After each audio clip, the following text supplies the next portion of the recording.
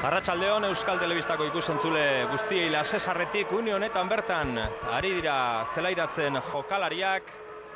Zelai honetara laugarren jardunaldia da bigarren B mailan eta Barakaldo eta Peña Espor talde naparra izango ditugu aurrez aurre.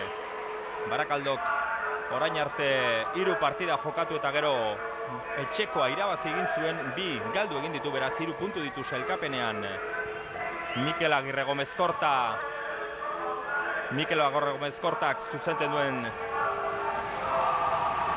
taldeak orantxe ari da zelairatzen etxeko taldea eta Peña Esporri dagokionez orain arteko 3 partidak galdu egin ditu.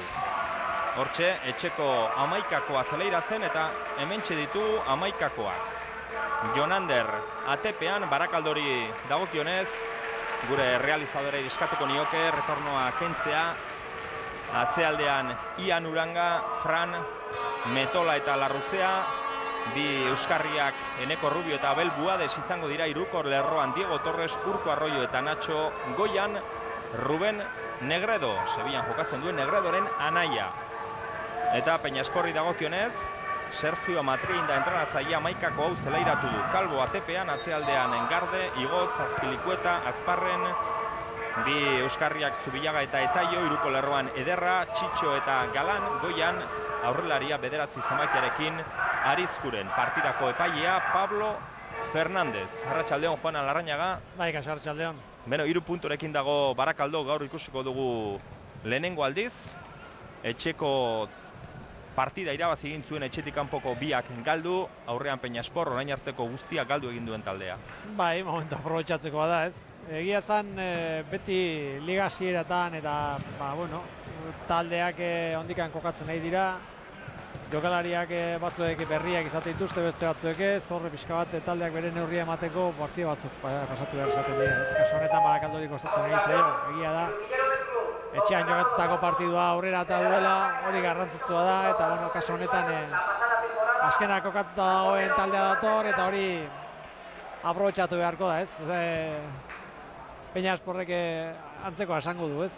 Beraiek ere pentsatuko dute Barakaldo arazoekin dagoela eta baina iruditzen zait etxekoak indartzu sentitu behar dira etxean batez ere, eta puntu hauek oso garrantzitsua dira. Beste lankide bat ere badugu, beti bezala, hor belarra zapaltzen, Joseba Urkiola, arratsaldeon. Arratsaldeon deizuela bikote.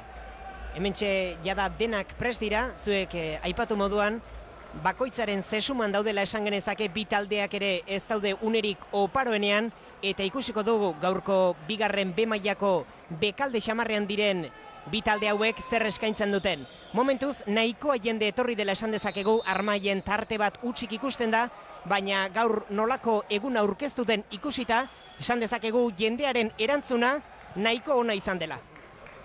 Hasi da norgehiagoka, esan bezala laugarren jardunaldia da bigarren B mailan, Barakaldo eta Peña Espor aurrez aurre. Hortxe dira bizkaitarrak, baloia Diego Torresek ezkerrera eraman du.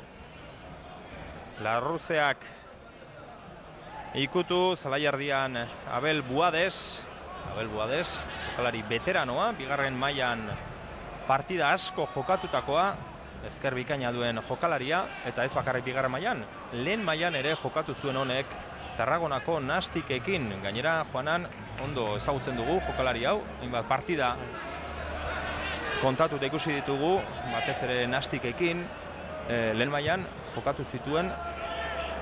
Nastik lehen mailan egontzen urte hortan, gol bat sartu zuen, bakarra, Real Madrid sartu zion. Bai, honek partido... Kontatzeko badauka, Bai, honek kontatzeko badauka, eta talde asko, ikusiko ditugu urtean zehar jokalari asko kontatzeko dutenak, ez? Eta talde asko pasatze dutenak. Naiz eta esperientzi gutxiagoko jokalariak izan, kaso honetan gero aipatuko du baita ere, gazteak ere talde asko pasatze dituzte, ez? Eta iruditzen hau, honek gauza batona dauka, ez? Talde asko baino gehiago, urte asko egin dituela futbolean eta lehenengo mailare iritsi den jokalari horietakoa dela, ez?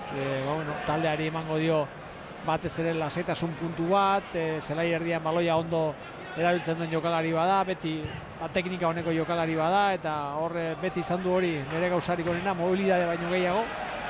Bai, astun xamarra izan da beti. Bai, da hori berarentzako... Jaurtik eta ona ezkerrarekin, Bai, baina berarentzako, arazo handi bada, ez? Bai, mobilitate gutxi ukitzea, bere jokoak beti behar du txispa gehiago bat ez zelai erdi horretan jokatuta.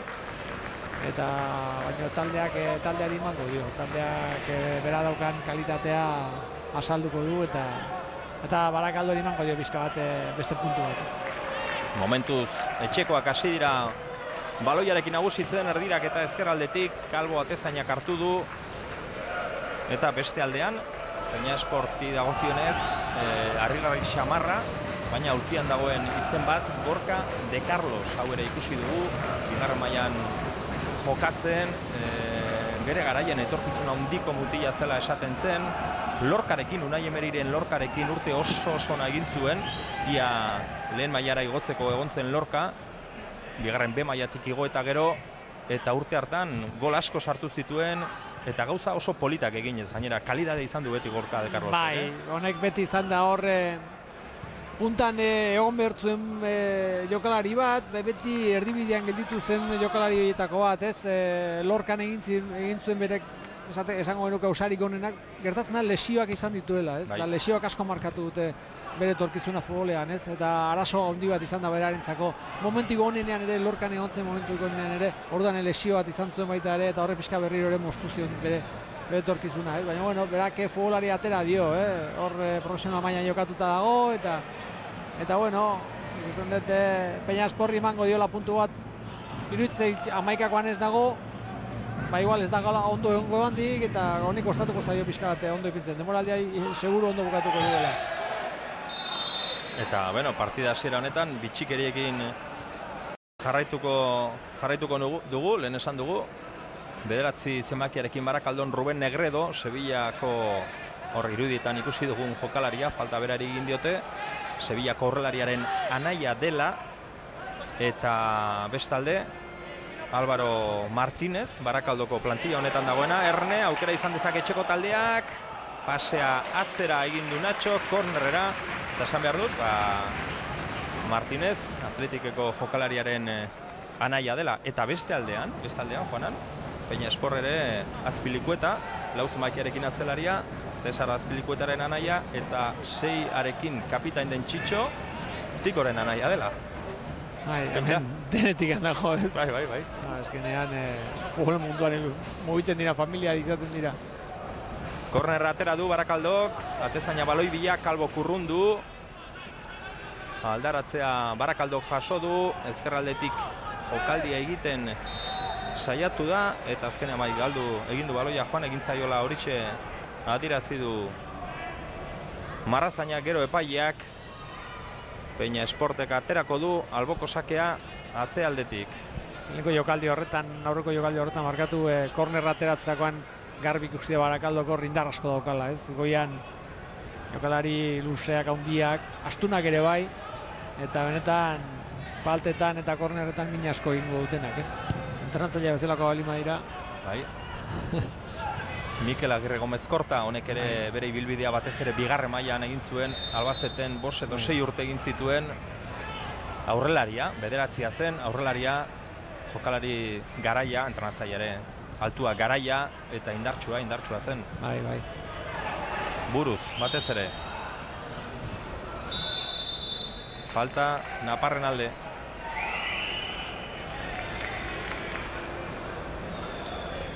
Igotzek aterako du, Atezainari esan dio, ea berak aterako duen, eta azkenean atzelariak berak aterako du falta. Itxura politeko zelaia Lasesarre Joanan, Bai, oso polita da, oso polita. Zelaia oso ondo dago, zelaia gainera zabala dela, hemen aitzakirik ez dagoela, Jokatzeko. Ez. Zelaia oso ondo belarre edarra dauka, guzti egin dute, baloia ondo ibiltzen da zelai gainean, ibiltzen zaite alde hortatikan, ez da hola ezer esaterikan, ez? Holako leku batean jokatzea ez da beti jokatzen, eta ibiltzen zaite hori aprobetxatu behar izaten dela.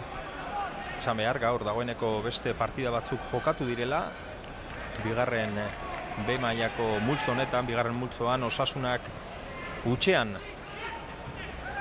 berdindu du Guijueloren aurka, eta zubietan Erne lehenengo kontrarasoa era zer egiten duen Barakaldok baloia atzera, azkenean galdu egin dute bizkaitarrek, eta esan behar Euskal Derbian zubietan Realak huts, Lemoak bat, bizkaitarrek irabazi dute, eta haze hasiera eman dioten denboraldiari Lemoakoek, Orain arte 3. postuan zegoen 6 punturekin, dagoeneko 9 puntu ditu, 3 partidu irabazita lautik.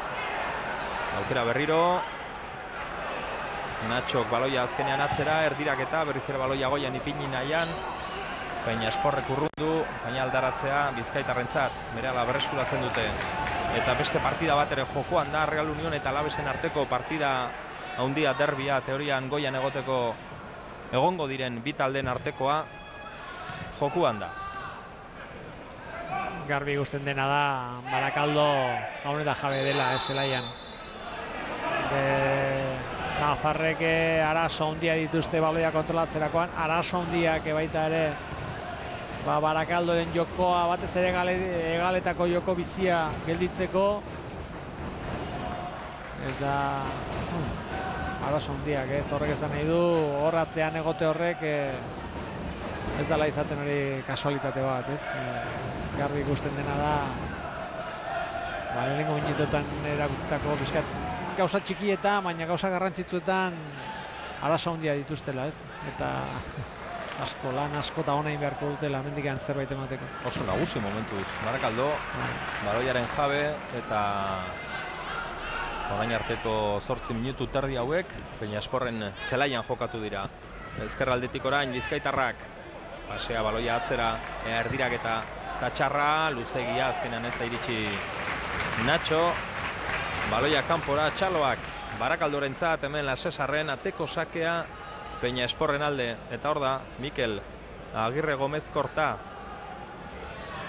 bere laguntzailearekin berriketan, ia sartu zuen Barakaldo partidu gutxi zuzentzeko denboraldi amaieran, eta azkenean jarraitu egin du, eta aurten hasieratik eman diote taldea zuzentzeko erantzunkizuna. Kirol zuzendaria Jon Perez Bolo, Barakaldon.